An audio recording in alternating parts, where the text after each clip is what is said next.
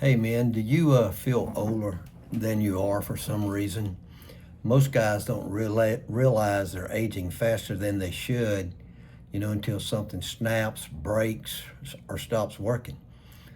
But we're going to talk about that and talk about some ways to fix it. I'm going to give you 5 early warning signs that your body is aging too fast and what you should do about each one.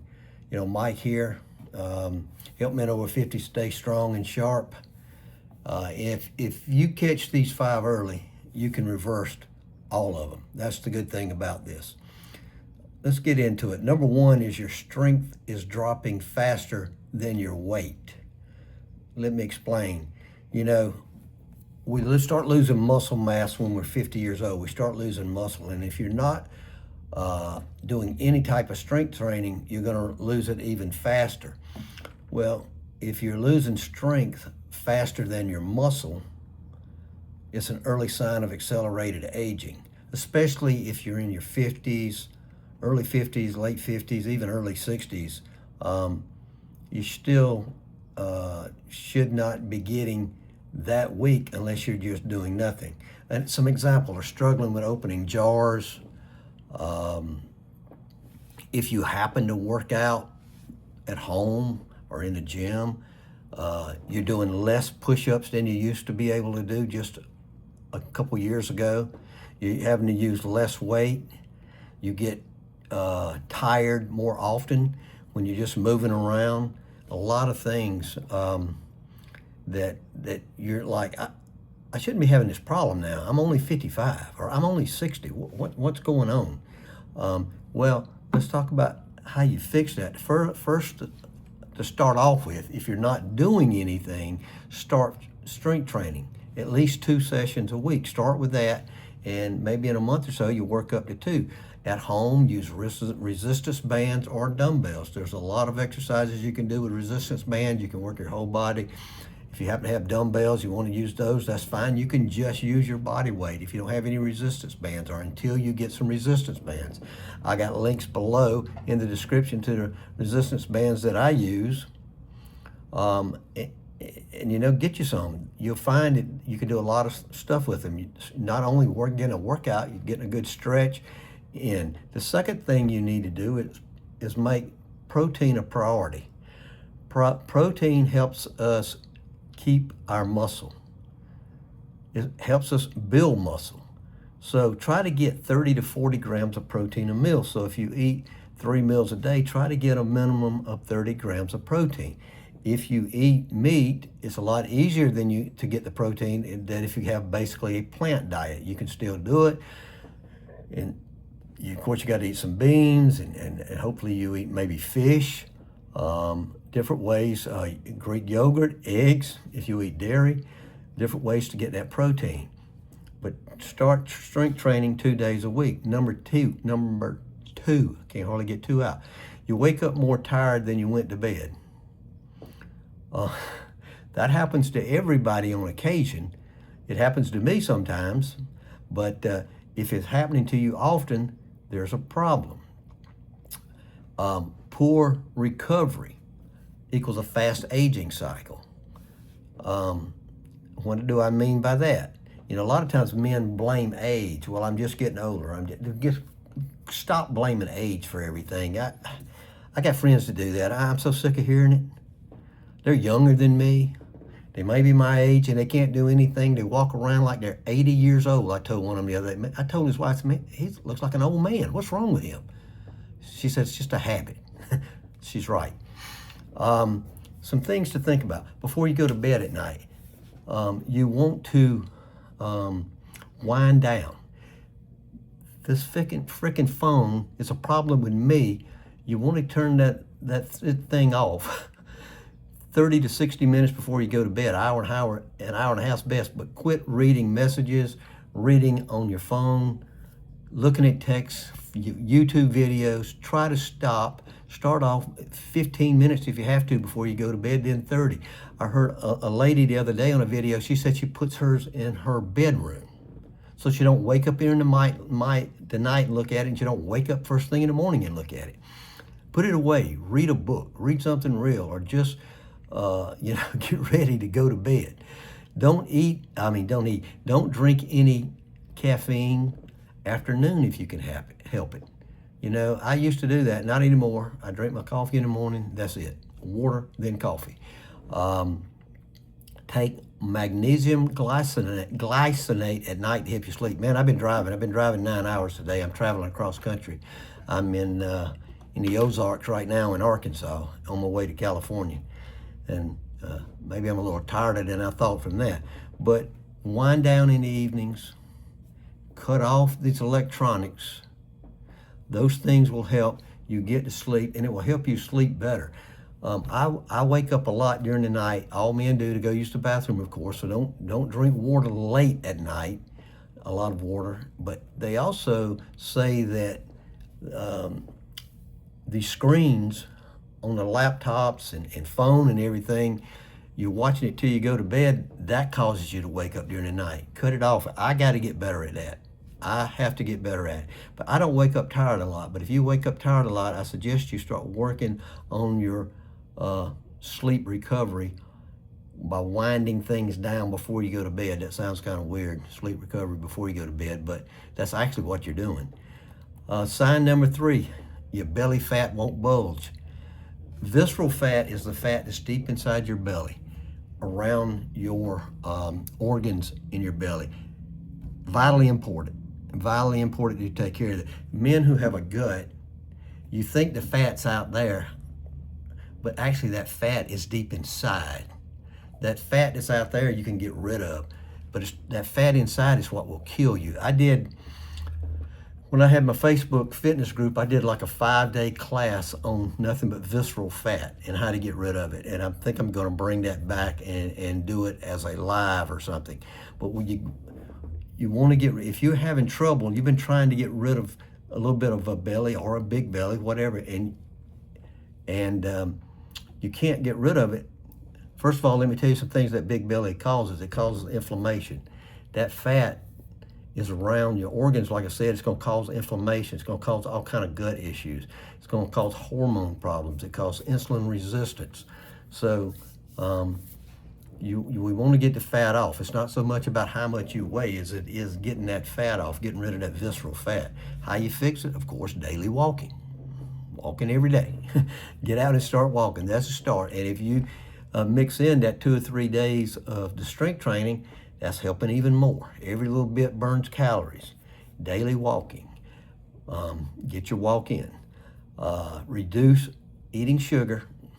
That's an ongoing process with all of us. When somebody tells me I don't eat sugar, I know they don't know a whole lot about nutrition, because sugar's in everything.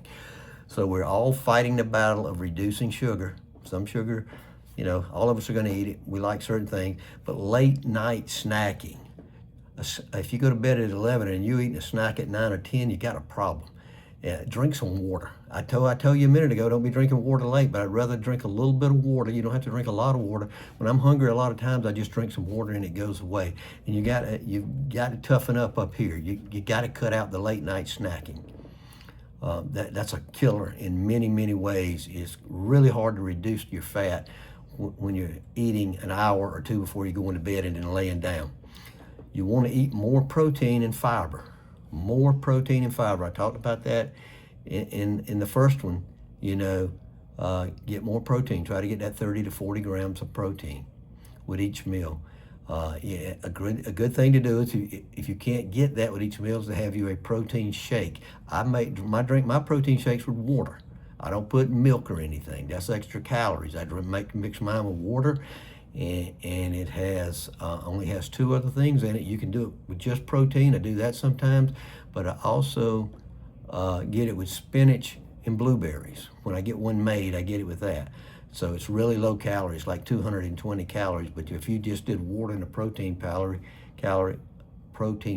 it would be even less. Like I said, I've been driving for 9 hours. Next, your balance is getting worse. You're losing your balance. Your nervous system is aging faster than your muscles. This starts affecting some people in their 50s, a lot of people in their 60s, and the majority of people in their 70s. You really start losing your balance. You notice it when you step off a curb or you make a quick turn, or even getting up out of the chair at a dinner table or something, you kind of lose your balance. There's things you can do about that. I talk about this a lot. I've got it in some videos. I'll link to the videos in the description. You can practice standing on one leg. I've got videos where I talk about standing on one leg and different age limits, 50 to 60, 60 to 70, and how long you should be able to stand on one leg. You know, I do balance stuff a couple days a week, but normally like one day a week, I'll do a hard with weights. I'll have dumbbells, or I'll have kettlebells, and I do different balance drills. But single leg stands is where you start. Do some slow walking in place.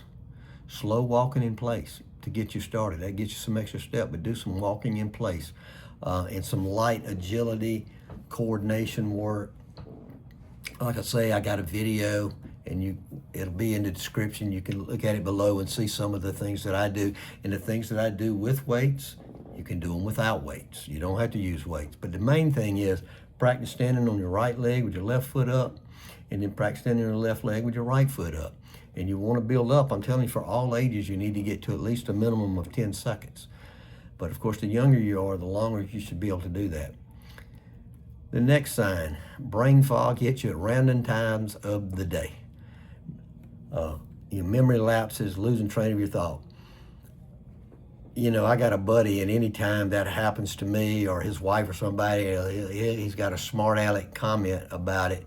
You need to take you some more brain medicine or something. But the fact of the matter is, all of us have memory lapses and lose our train of thought every now and then. It's going to happen even if you're the sharpest mind in the world. It happens every now and then. It's not that big a deal, but if it's happening constantly. 5-6 years ago, I was losing my train of thought every now and then. I started taking some stuff, some creatine, and I take MCT oil, some things that are good for your brain.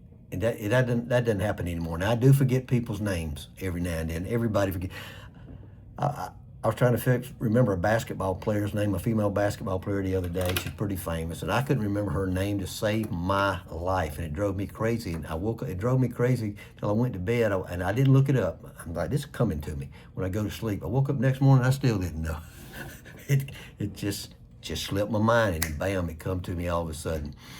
Now, memory lapses are often tied to inflammation, poor sleep, not enough movement, dehydration. So dehydration is the first thing I would work on for a man over 50. See how much water you're drinking, because dehydration affects a lot of things, and you need at least 8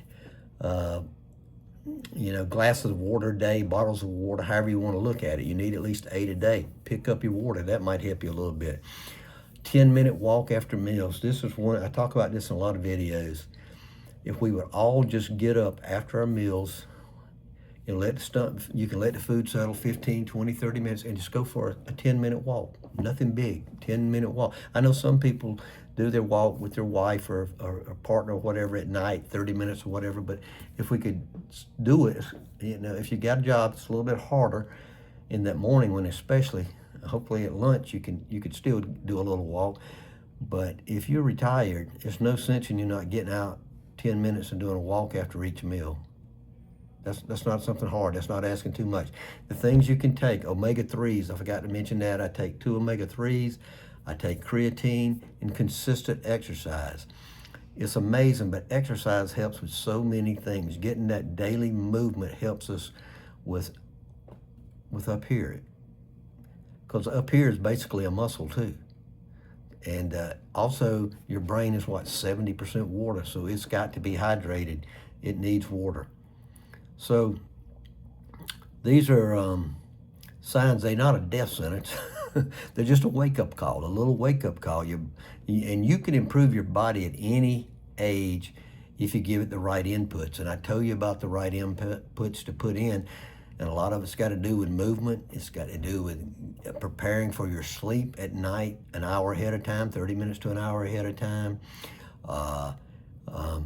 Working on strength. It's got to do with working on strength.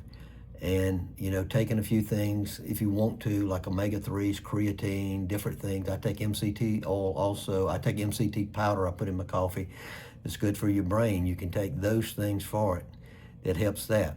But you truly can improve your body at any age. I'm a perfect example of that, and I know many other people who have.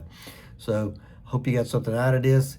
Hit the like button and subscribe if you're new. I really appreciate it if you give the video a like. It helps with the algorithm and gets more men over 50, because that's who I'm after. And that's the keyword they see, so it gets more men over 50 to where they can see the video. You guys have a great day. I'll talk to you later.